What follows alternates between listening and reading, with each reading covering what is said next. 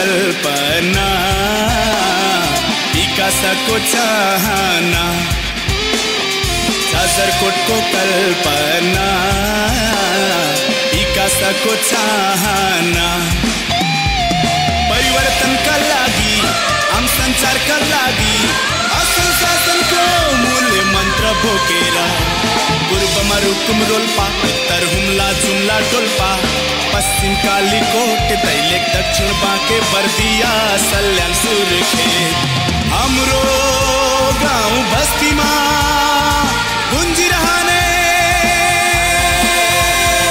Radio हाम्रो पाइला radio हाम्रो पाइला रेडियो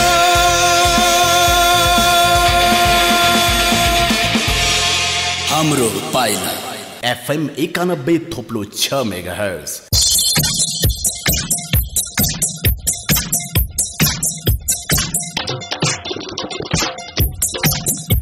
नमस्कार आदरणीय श्रोताहरू, तपाईँ सुन्दै हुनुहुन्छ रेडियो हाम्रो पाइला 91.6 मेगाहर्ज।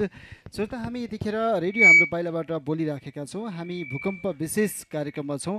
जाजरकोटमा भूकम्पपछि राहत पुनर्स्थापना लगायतका कामहरू चाहिँ भइराखेका छन् र यसमा विपद व्यवस्थापन समितिले नेतृत्वदायी भूमिका खेलेर विभिन्न पालिकाहरूमा चाहिँ कामहरू भइराखेका छन्। हामीसँग आज स्टुडियोमा हुनुहुन्छ कृष्ण बहादुर बेसी। उहाँ चाहिँ जाजरकोटको नेता हुनुहुन्छ। अहिले नेकपा एकीकृत समाजवादीको केन्द्रीय सदस्यको रूपमा र कर्णाली प्रदेशको सचिवको रूपमा चाहिँ उहाँ हुनुहुन्छ। हामी उहाँसँग जाजरकोटमा भूकम्पपछि उद्धार र राहत पुनर्स्थापना लगायतका कार्यक्रमहरू अब कसरी हुँदैछन्, उहाँहरूको पार्टीले कसरी चाहिँ यी कुराहरूलाई चाहिँ हेरिराखेको छ, सहयोग गरिराखेको छ, यस्तै यस्तै विषयमा केन्द्रित भएर हामी कुराकानी गर्नेछौँ।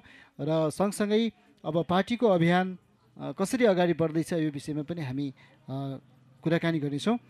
कार्यक्रममा यहाँलाई स्वागत छ। धन्यवाद। हजुर, हिजो आज यही खटनपटनमै यहाँहरू चाहिँ लागिराख्नु भएको छ?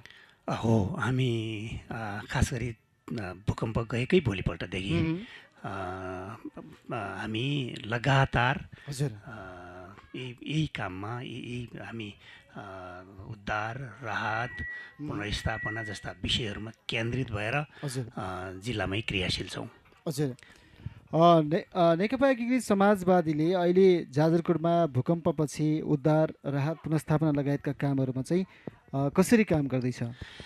हामीले अकल्पनीय जुन हामी एक प्रकारको भूकम्पले हामीलाई अपूरणीय क्षति जाजरकोट जिल्लाको इतिहासमै मलाई लाग्छ यो अत्यन्तै अपूरणीय क्षति हामीले बेहोर्ने गरी जो खालको एउटा स्थिति आयो, त्यसबाट हामी सुरुवातीदेखि नै सम्पूर्ण जिल्लावासीहरू, नेपाल सरकार, स्थानीय राजनीतिक पार्टीहरू सबैको सहयोगमा, एकीकृत ताकतमा, सबैको हातेमालोमा यसलाई कसरी यसबाट चाहिँ हामी छिटोभन्दा छिटो पुरानो ठाउँमा फर्किने भन्ने बारेमा चिन्तापूर्वक लाग्यौँ। र मलाई लाग्छ हामीले केही ल्याप्सेसहरू बाहेक, केही इररहरू बाहेक सामान्यतया प्रारम्भदेखि नै हामीले जे खालको साझा र एकताबद्ध प्रयास गरेका छौँ, त्यो साझा र एकताबद्ध गरिएको प्रयासबाट हामीले धेरै छिटोभन्दा छिटो हामी पुरानो ठाउँमा फर्किने खालको वातावरणमा हामी आउने कोसिस गरिरहेछौँ। त्यो उद्धारको कुरा, उपचारको कुरा, राहतको कुरा, अहिले हामी पुनर्स्थापनाको फेजमा हामी प्रवेश गर्ने प्रक्रियामा छौँ र त्यसमा हामी एकताबद्ध हातेमालो गरेर जे खालको कामहरू गरिरहेछौँ। हामी सबै राजनीतिक पार्टीहरू, सबै सङ्घ संस्थाहरू, नेपाल सरकार, स्थानीय तहका प्रतिनिधिहरू सबै ढङ्गले लागिरहेको स्थिति छ र त्यसमा हाम्रो पार्टी नेकपा एकीकृत समाजवादी पनि डे वानदेखि यो काममा यो जिम्मेवारीपूर्वक तरिकाले आफ्नो भूमिका निर्वाह गर्ने कुरामा हामी क्रियाशीलतापूर्वक सहभागी छौँ।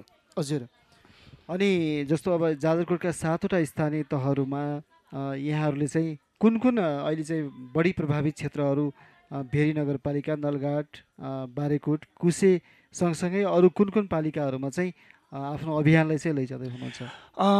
अब यो चाहिँ हामी वास्तवमा यो पछिल्लो चरणमा जुन खालको पुनर्स्थापनाको कुरा अब अलिअलि बढेको छ, राहतलाई हामीले जसरी एउटा सहजतापूर्वक उद्धार र उपचारको कामलाई जसरी सहजतापूर्वक हामीले त्यसलाई सम्पन्न गऱ्यौँ, हामी सबैको साझा प्रयत्नबाट हामीले जसरी सम्पन्न गऱ्यौँ, तुलनात्मक हिसाबले त्यत्तिकै सहजता राहतमा भएन। केही प्रतिकूलताहरू, केही ल्याप्सेसहरू, केही अप्ठ्याराहरू हामीले बेहोऱ्यौँ राहतमा। त्यो अपर्याप्त थियो, वितरणमा केही समस्याहरू थिए, बाटोघाटो बिग्रेको थियो, सूचना सञ्चारहरू त्यस्तो एक्सेस राम्रो ढङ्गले फ्रिक्वेन्टली चलिरहेको स्थिति थिएन। फेरि यो भूकम्पबाट सम्हालिने यो हाम्रो अलिकति नयाँ अनुभव पनि हामीलाई थियो। यी विविध कारणहरूले गर्दाखेरि राहतको काम त्यति आलोचना रहित बन्न सकेन। तथापि हामीले यसलाई चाहिँ कमजोरी नै भयो भन्न मिल्दैन।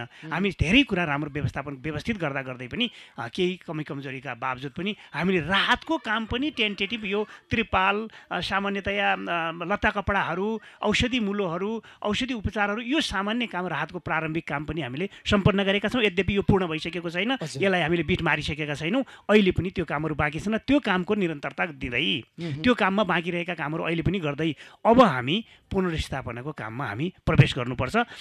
पुनर्स्थापनाको काममा प्रवेश गर्दाखेरि हाम्रो पहिलो फेज भनेको त्रिपालबाट मान्छेलाई कसरी कच्ची आवासमा, कच्ची घरमा, टहरामा कसरी अब उनलाई चाहिँ स्थानान्तरण गर्ने अथवा तिनलाई चाहिँ स्थापित गर्ने भन्ने कुराको अहिलेको चुनौती हाम्रो त्यो हो।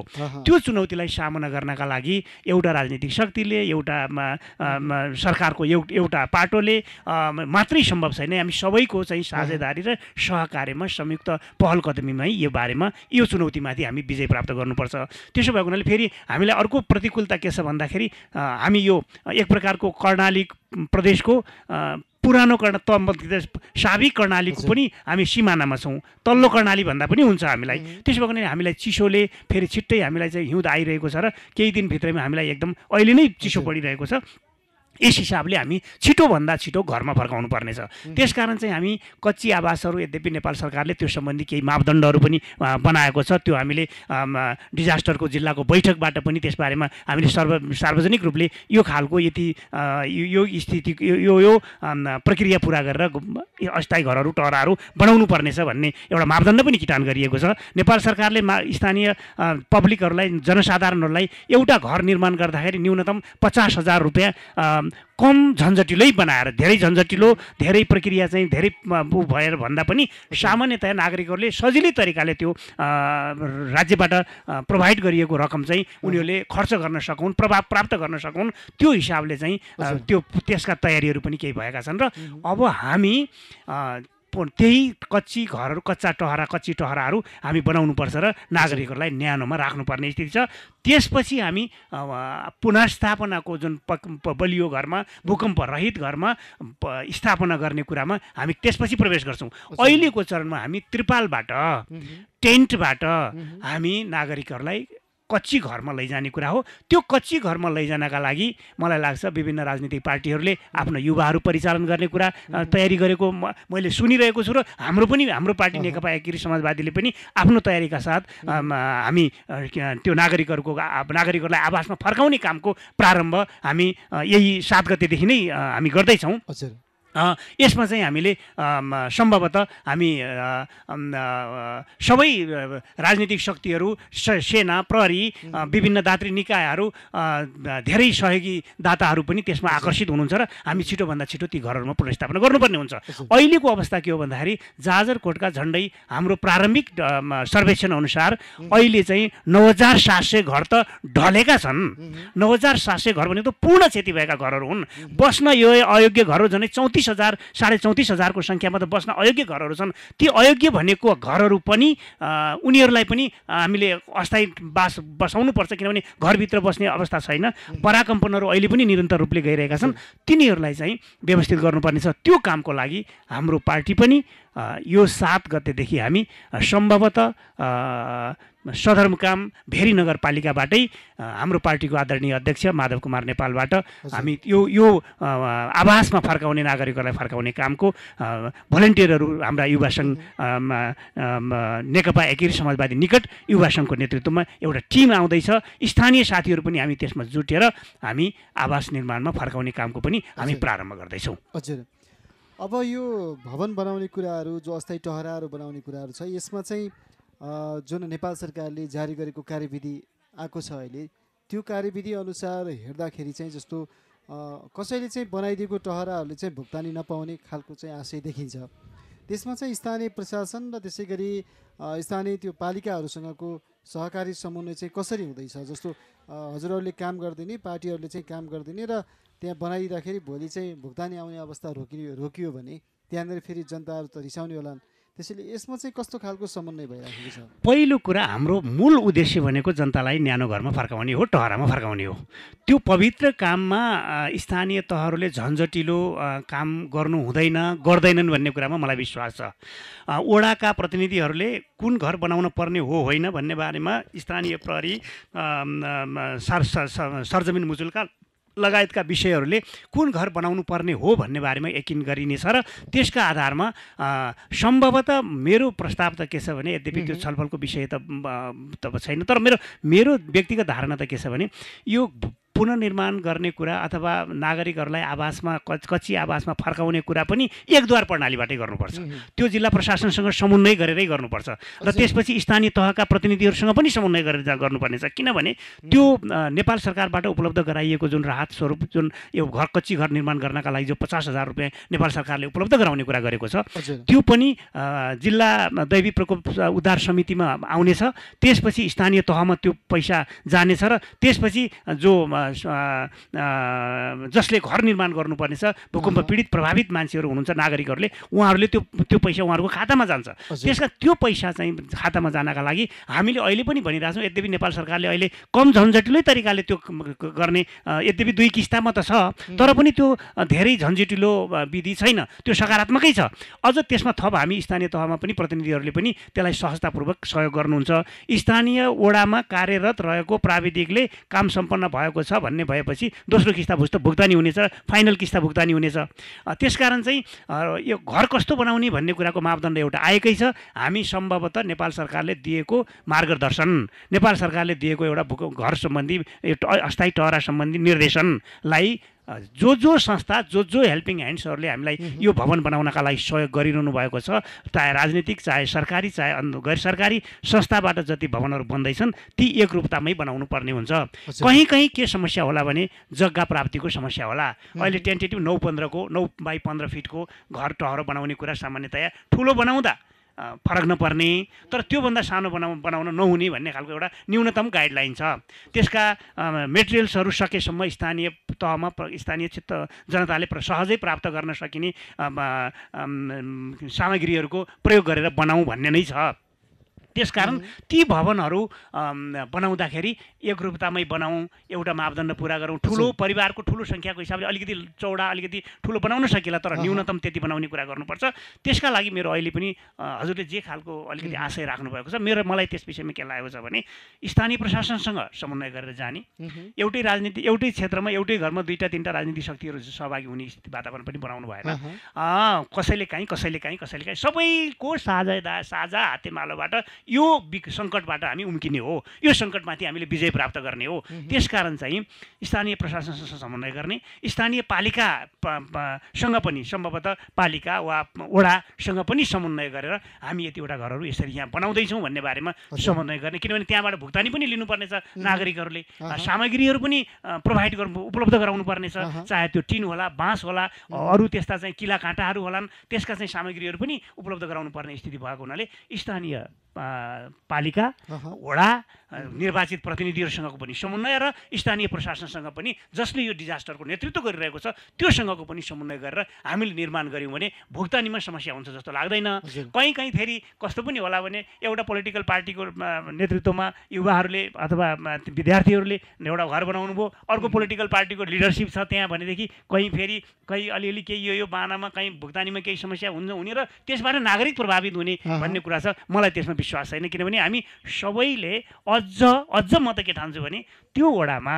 त्यो पालिकामा बाहिरका साथीहरू आएर सहजतापूर्वक नागरिकहरूको घर बनाइदिने कुरामा त प्रतिनिधिहरूले पनि त्यसमा उत्साहपूर्वक सहयोग गर्नुहुन्छ भन्ने मेरो विश्वास छ। हजुर, पक्कै पनि अब जाजरकोटका 7वटा स्थानीय तहहरूमध्ये जुन भूकम्प प्रभावित क्षेत्रहरू छन् ती क्षेत्रहरूमा भवनहरू चाहिँ अस्थायी टहराहरू बनाउने कुरा छ र त्यो अस्थायी टहरा बनाउने सिलसिलामा अहिले चाहिँ सबै राजनीतिक दलहरू आफ्ना चाहिँ भातृसङ्घ सङ्गठनहरूलाई चाहिँ प्रयोग गरिराखेको अवस्था पनि छ। उहाँहरू चाहिँ खटिराख्नु भएको छ, सहयोग पुर्याइराख्नु भएको छ।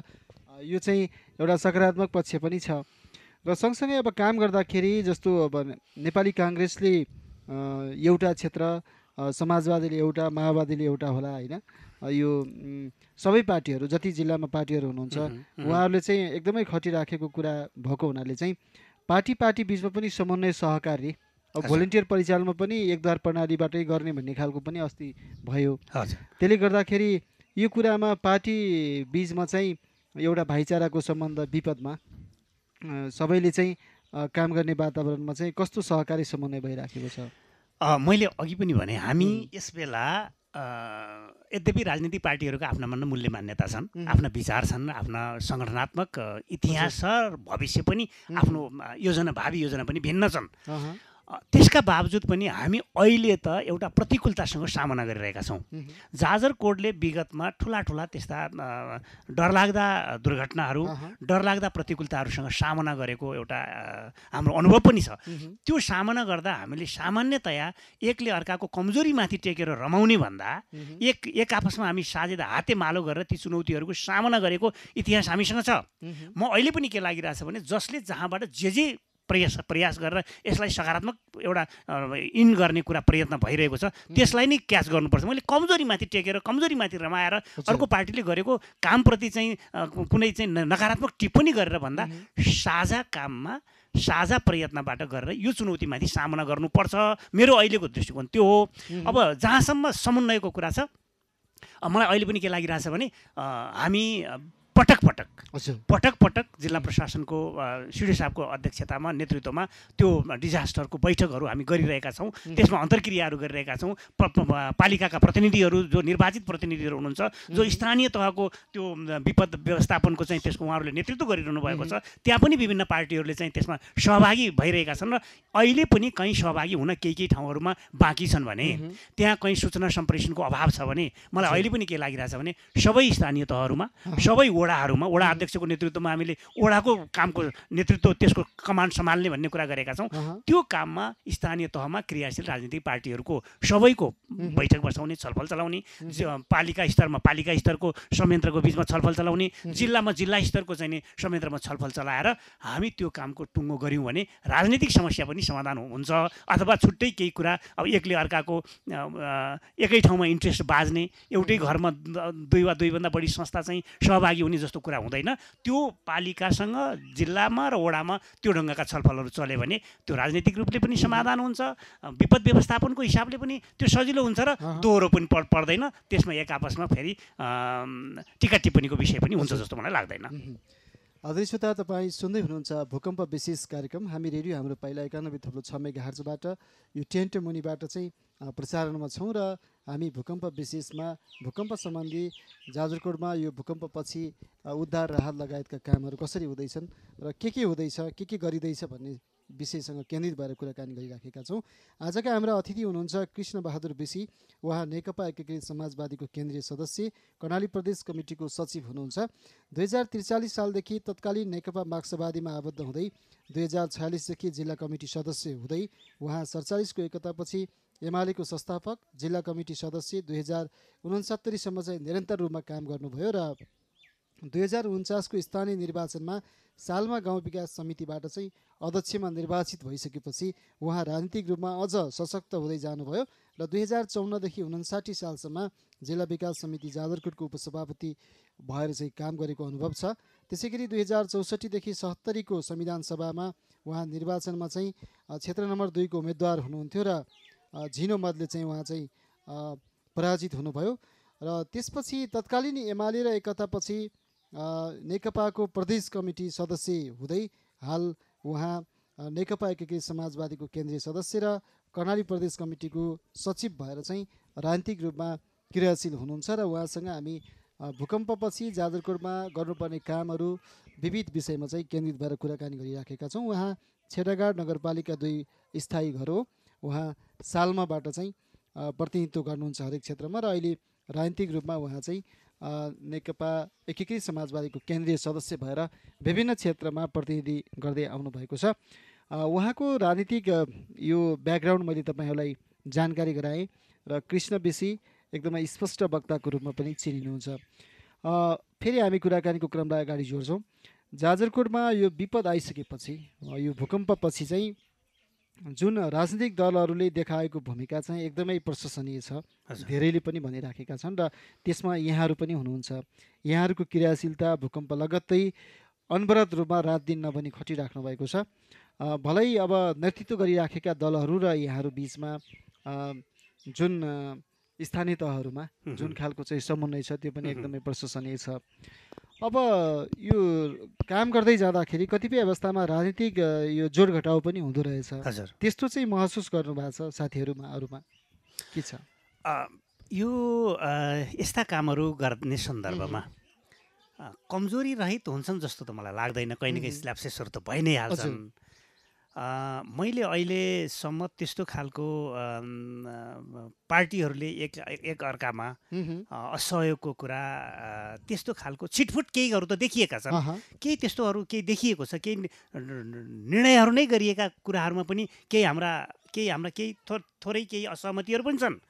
स्थानीय तहमा सबै राजनीतिक पार्टीहरूको साझा प्रयत्नबाट, साझा हातेमालोबाट, साझा कोसिसबाट यसलाई समाधान गर्नुपर्ने कुरामा कहीँ अलिअलि केही पालिकाहरू केही प्रतिनिधिहरू अलि साँगुरिएको अवस्था हो कि अलिकति दायरा त्यसलाई साँगुरो बनाउन खोजिएको हो कि त्यो जसलाई अलिकति साँगुरो दायरामा लिन खोजिएको हो कि त्यस्ता सङ्केतहरू त त्यस्ता बाछिटाहरू त्यसका प्रभावहरू त देखिन्छन्।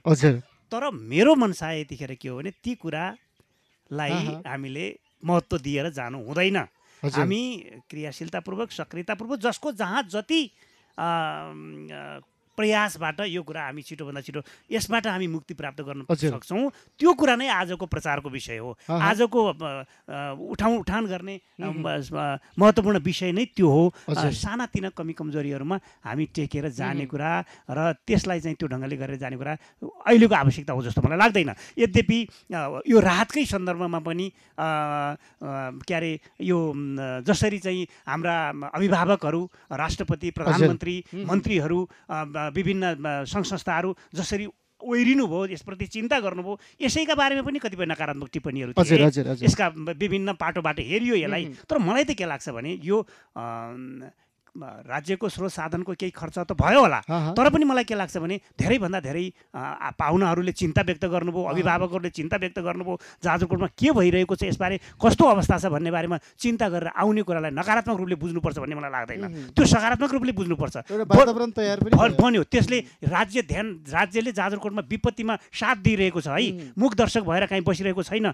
भन्ने कुराको एउटा सन्देश पनि दियो। धेरैभन्दा धेरै नेताहरू आउनुभयो, कल्पना नगरिएका मान्छेहरू पनि आउनुभयो यहाँ, उहाँहरू आउनुहुन्छ जस्तो हामीलाई लागिरहेको थिएन। त्यसलाई कुनै नकारात्मक टिप्पणीबाट हेर्नुभन्दा पनि मलाई त अहिले के लागिरहेछ भने त्यसबाट जाजरकोट जिल्लाप्रतिको जे खालको साथीहरूको चिन्ता छ, नेताहरूको चिन्ता छ, उच्च पदस्थ कर्मचारी, उच्च पदस्थ नेताहरू, राष्ट्रपतिदेखि प्रधानमन्त्री हुँदै उपप्रधानमन्त्री लगायतका थुप्रै साथीहरूले, मन्त्रीहरू, अब जिल्लाको हाम्रो जाजरकोटबाट निर्वाचित सांसद, सङ्घीय सांसद, हाम्रो वर्तमान सरकारको ऊर्जा मन्त्री मान्य शक्तिजी त सुरुदेखि नै लगातार यहीँ बसिरहनु भएको छ।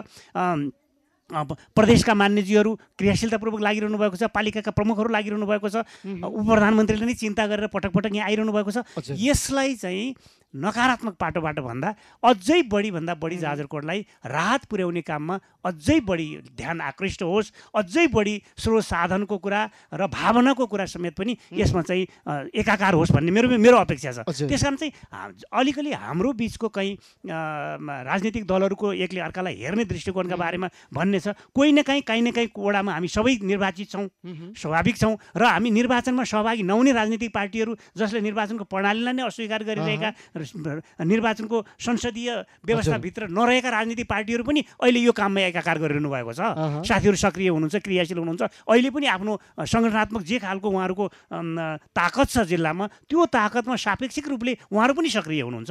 त्यसकारण चाहिँ यो राजनीतिक रूपले एकले अर्कालाई भएका केही त्रुटिहरू र केही ल्याप्सेसहरू त मैले देखिरहेको छु। मैले केही बैठकहरूमा उठाएको पनि छु। त्यसका बावजुद पनि हामीले ती सानातिना कुराहरूमा रमाएर अथवा अल्झेर त्यो कागज सचिँदैन भने म त्यहाँ जान्न भनेर होइन, त्यो हुँदै गर्छ। हामी प्रक्रियागत रूपले अगाडि बढेर जाने कुरा छ र त्यस्तो अप्ठ्यारो महसुस भएर हामी त हाम्रो पार्टीको अध्यक्ष कमरेड कमन खड्का, हामी सिङ्गो लगायतका हामी जिल्लाका पदाधिकारीहरू, प्रदेश कमिटीका सदस्यहरू, जिल्ला कमिटीका सदस्यहरू, हामी जो जति साथीहरू आम नागरिकहरूलाई उठाएर भातृ सङ्गठनका युवा विद्यार्थीहरू जुन ढङ्गले लागेका छौँ, हामी तपाईँले देखिरहनु भएको छ। म तपाईँको रेडियो मार्फत पनि भन्न चाहन्छु, डे 1 देखि नै हामी औपचारिक रूपले पत्र आयो कि आएन, संस्थाले चिठी लेख्यो कि लेखेन, पालिकाले बोलायो कि बोलाएन, सिडिओ साहबले खबर गर्नुभयो कि भएन, यो हामीले कुनै राखेनौँ, हामीले त्यो कुरा कुनै हिसाब किताबको विषय बनाएनौँ। हामी त्यहाँ सहभागी भएर यो आपतको बेला हामी साझेदार, हाम्रो पनि हातेमालो जरुरी छ भनेर हामी लाग्यौँ र आज म त्यही कुराको सबैले त्यो गरौँ भन्ने म आह्वान पनि गर्न चाहन्छु। पक्कै पनि हामी भूकम्प विशेष कार्यक्रममा छौँ, रेडियो हाम्रो पाइलाबाट हामी बोलिराखेका छौँ र यो टेन्ट मुनिको प्रसारण सेवामा छौँ। यतिखेर हामीलाई देश विदेशबाट पनि फलो गरिराख्नु भएको छ, हेरिराख्नु भएको छ।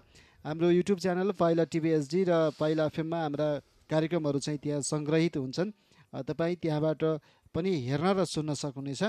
र प्रत्यक्ष रूपमा अहिले सामाजिक सञ्जालबाट जोडिनु भएको छ कमल रोकाए, उहाँ सम्भवतः धादिङतिरबाट हुनुहुन्छ होला।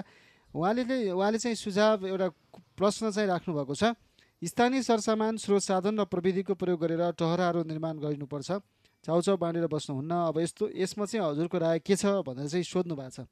यसमा पनि अघि पनि कुरा आयो र यहाँले चाहिँ यो विषयमा पनि अलिकति स्पष्ट बनाइदिनु। एकदम धेरै धेरै धन्यवाद रोकाजीलाई। मेरो यसमा मैले धेरै कुरा त अघि पनि भने, यो हामी अस्थायी घरमा बस्ने बारेमा पनि, यद्यपि यो अस्थायी नै हो, केही समय मात्रै हो। हामीले बढीमा 1 हिउँद यो पनि हामी मङ्सिर भित्रमा हाम्रो एकदम एउटा लक्ष्य बनाएका छौँ। हामीले जिल्लाले एउटा डेडलाइन नै तोकेको छ। मङ्सिर मसान्तसम्ममा हामीले कम्तीमा पनि सबै नागरिकहरूलाई, जो त्रिपालमा हुनुहुन्छ अहिले, जो चौरमा हुनुहुन्छ, जो चिसोको सामना गरिरहनु भएको छ, ती नागरिकहरूलाई मङ्सिर मसान्तसम्ममा हामी कच्ची भए पनि हामी घरमा हामी त्यहाँ बासमा पठाउनुपर्छ भन्ने कुरा हामीले लक्ष्य लिएका छौँ।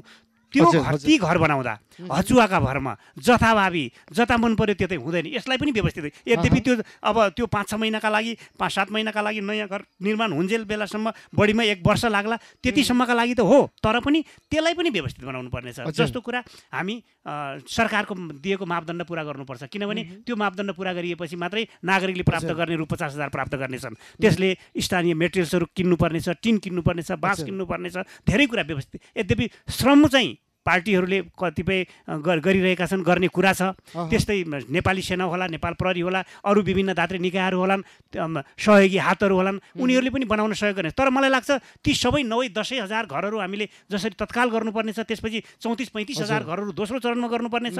ती घरहरू सबै सहयोगी हातहरू मार्फत सपोर्ट कोसिस गर्छौँ।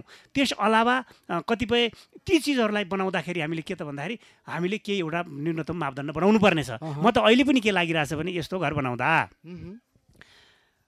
पहिलो कुरा, जहाँ पक्की घर बनाउँछौँ नि हामी, त्यो घरमा कच्ची टहरा नबनाऊ। त्यसको लागि अलग्गै एउटा ठाउँ बनाउने, जसले गर्दा पछि त्यसलाई गोठको रूपमा, त्यसलाई भान्साको रूपमा प्रयोग गर्न सकोस्। अर्को कुरा, पक्की घर बनाउँदाखेरि पनि त बास त चाहियो नि। त्यही भत्काएर फेरि पक्की घर बनाउने हो भने त फेरि त्रिपाल मुनि भइन्छ।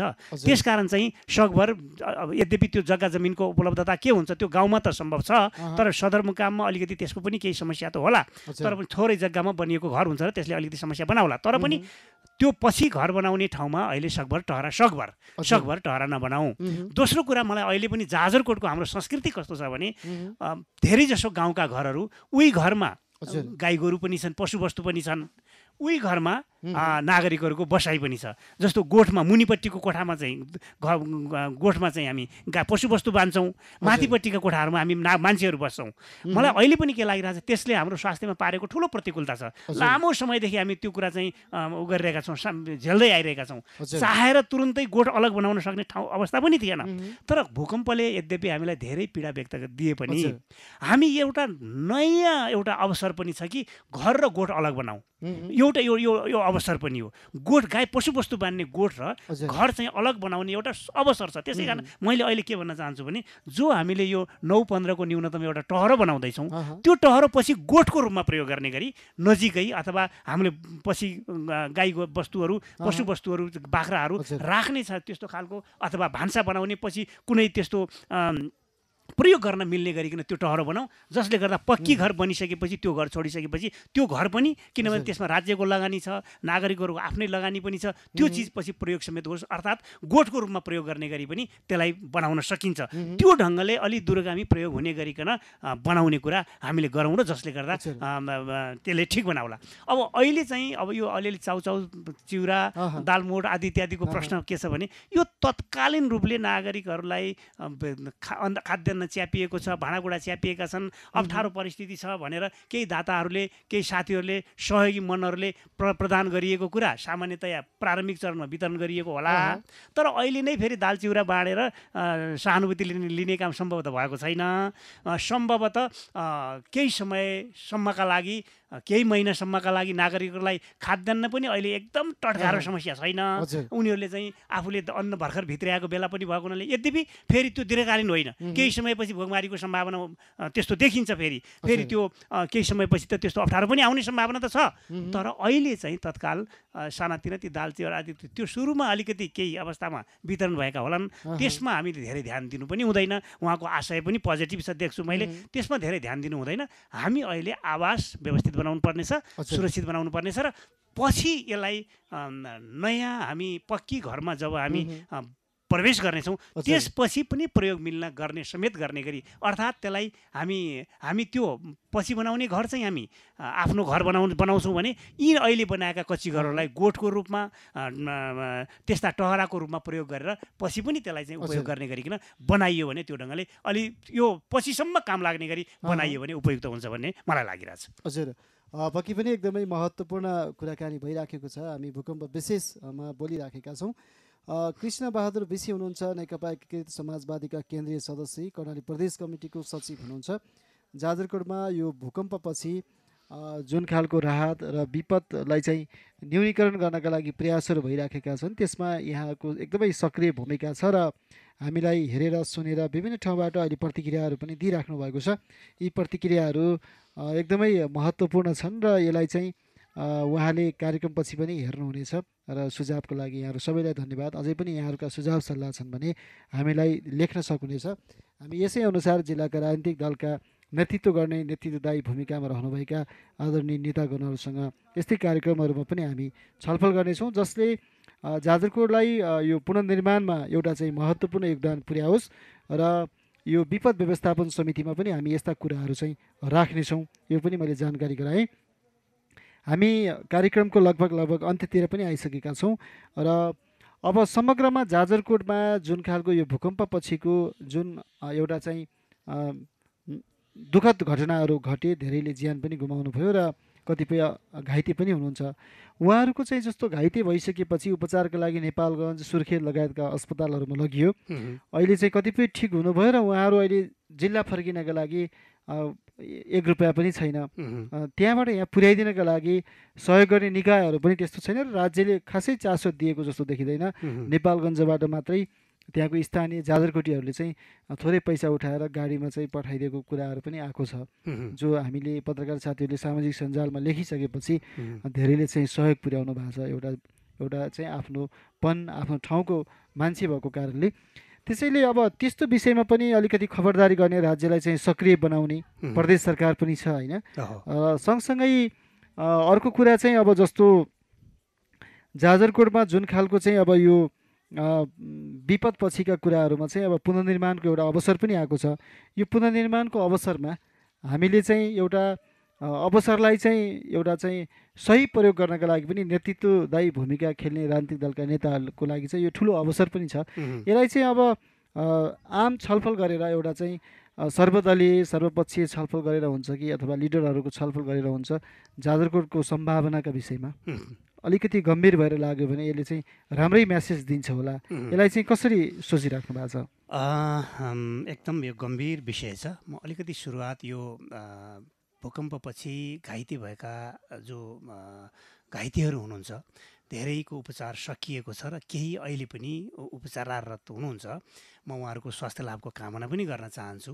अब उहाँहरूको जुन खालको उपचारपछि फर्किने क्रममा केही प्रतिकूलता, केही कटुता, केही समस्याहरू छन्, ती समस्याहरूको कतै केही समाधान पनि भएका छन् र केही समाधान पनि गर्नुपर्छ। त्यसमा सम्बन्धित पालिका, वडा प्रतिनिधि साथीहरू, यो जिल्लाको यो चाहिँ उद्धार समिति लगायतका साथीहरूले यसलाई फेसिलिटेट गर्नुपर्नेछ, सूचना उपलब्ध गर्ने र त्यसलाई चाहिँ कसरी सकिन्छ व्यवस्थापन गर्ने कुरामा ध्यान पुर्याउनुपर्छ।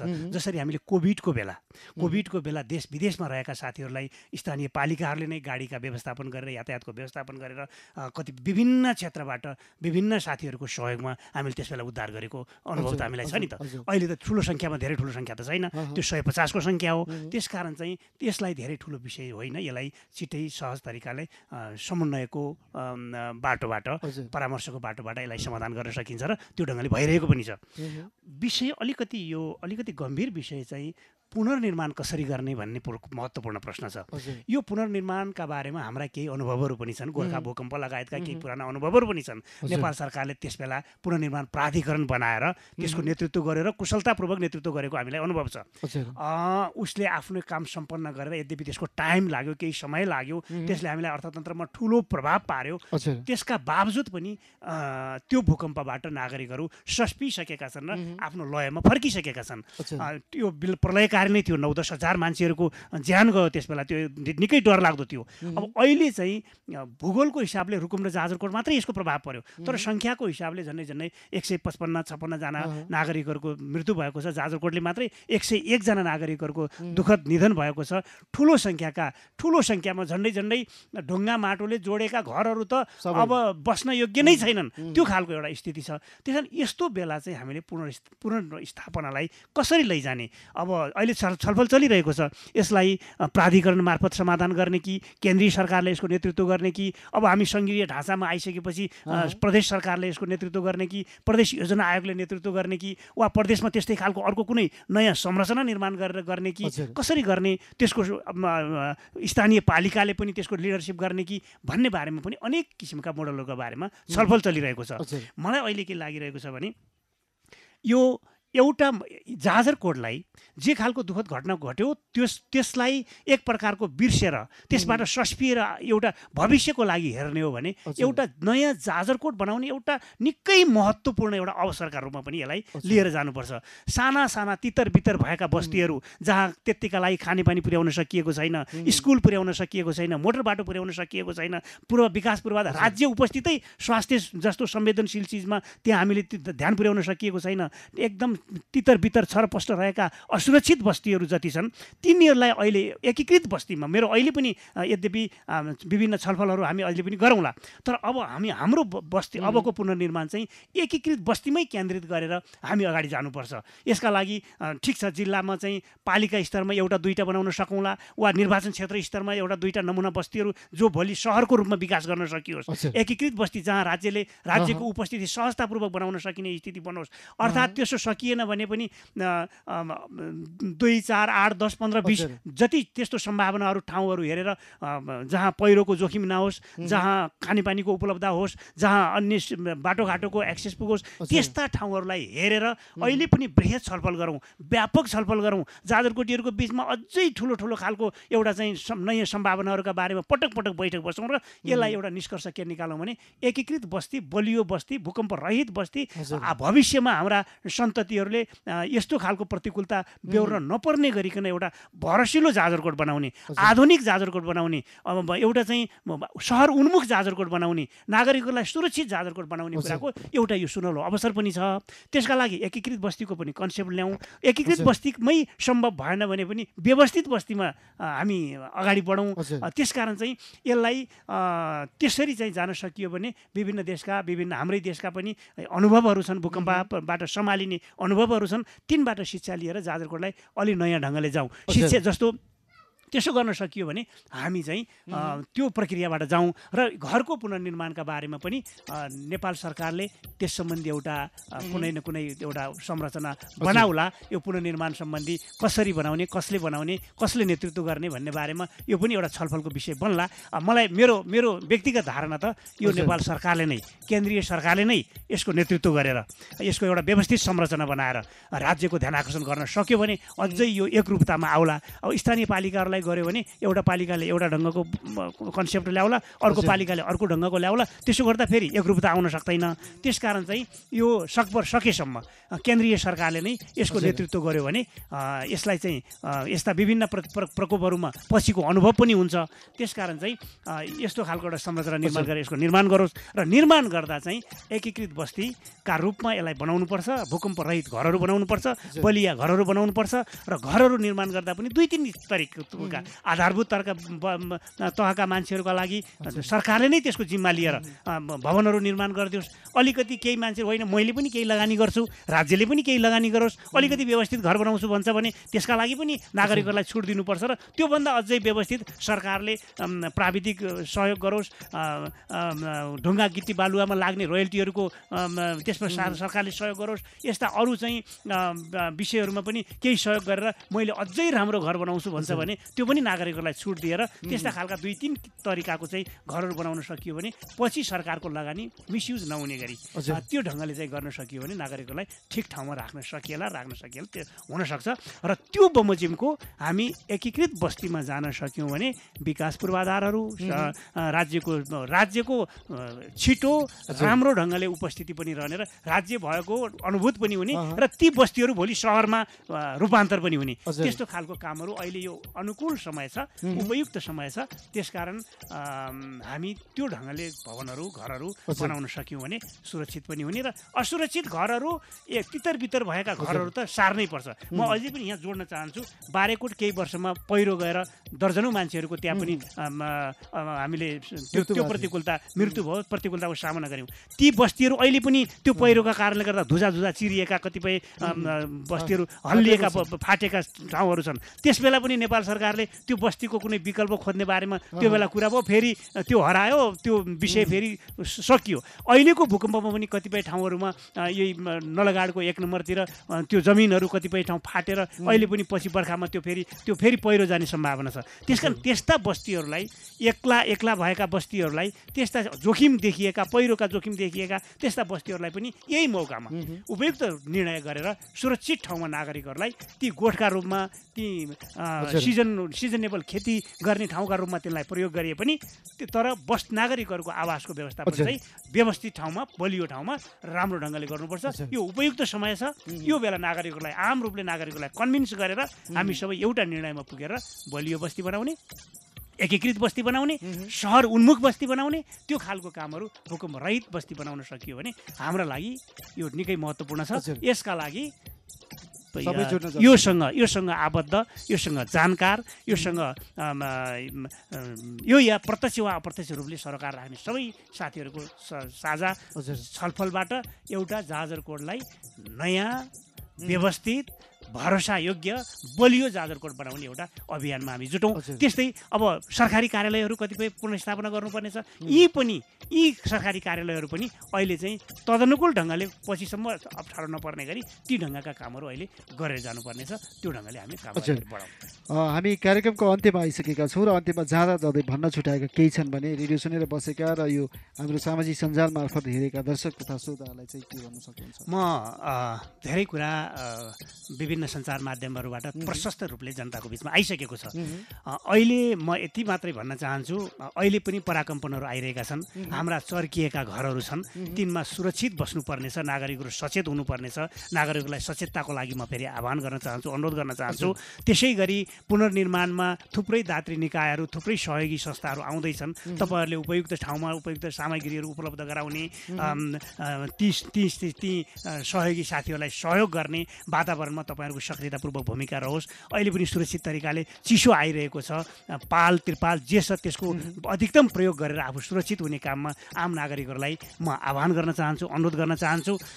साथै म यो पनि के आग्रह गर्न चाहन्छु भने हाम्रो पार्टी नेकपा एकीकृत समाजवादी जुन बेला 17 गतेको राति 11:47 जाँदा जुन बेला भूकम्प आयो, भूकम्प जाजरकोट केन्द्रित भूकम्प हो भन्ने कुराको खुलासा भइसकेपछि तत्कालै राति 12 बजे नै हाम्रो पार्टीको आदरणीय अध्यक्ष कमरेड माधव कुमार नेपालले टेलिफोन गरेर यहाँको वस्तुस्थिति के छ भनेर अत्यन्त चिन्ता व्यक्त गर्नुभयो। सम्मानित नेता झलनाथ खनालले चिन्ता व्यक्त गर्नुभयो। विभिन्न चाहिँ अब हाम्रो पार्टीको महासचिव कमरेड घनश्याम भुषाल लगायतका शीर्ष नेतृत्व पनि जाजरकोटका बारेमा चिन्ता व्यक्त गर्नुभएको थियो। मलाई सुदूरपश्चिम सरकारको अर्थमन्त्री हाम्रो पार्टीको केन्द्रीय कमिटीको सदस्य तत्कालीन युवा सङ्घको अध्यक्ष कमरेड नरेश राईले हाम्रो सरकारको तर्फबाट पनि यो सुदूरपश्चिमको सरकारको तर्फबाट पनि हामी केही सहयोग गर्दैछौँ भनेर आश्वासन दिनुभएको थियो। पार्टीले पनि चिन्ता व्यक्त गर्यो। हाम्रो पार्टीको उपमहासचिव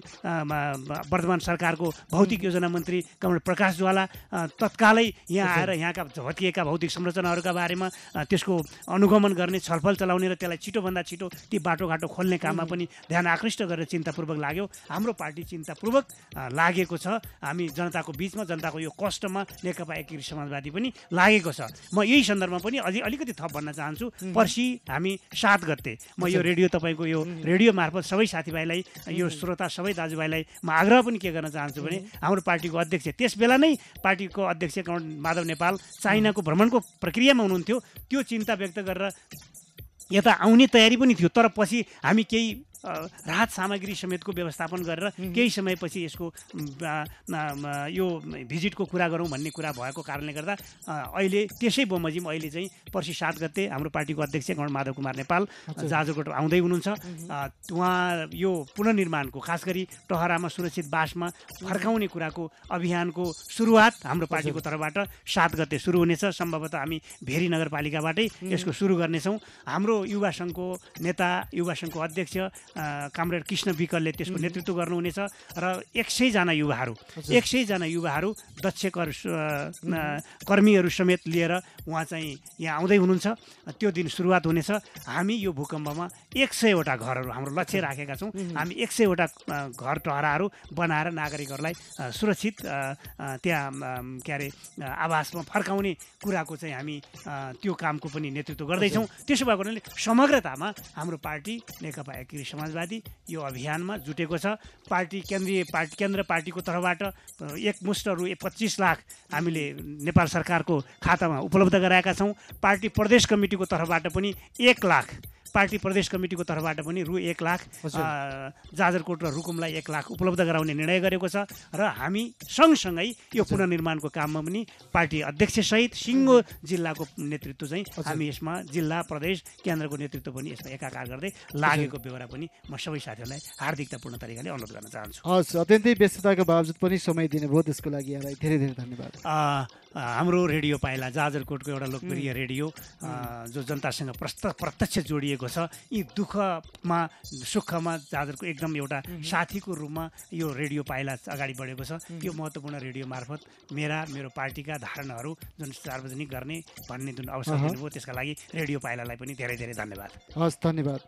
आदरणीय श्रोता, तपाईँ सुन्दै हुनुहुन्छ भूकम्प विशेष कार्यक्रम र आजका हाम्रा अतिथि हुनुहुन्थ्यो नेकपा एकीकृत समाजवादीका केन्द्रीय सदस्य कृष्ण विसी।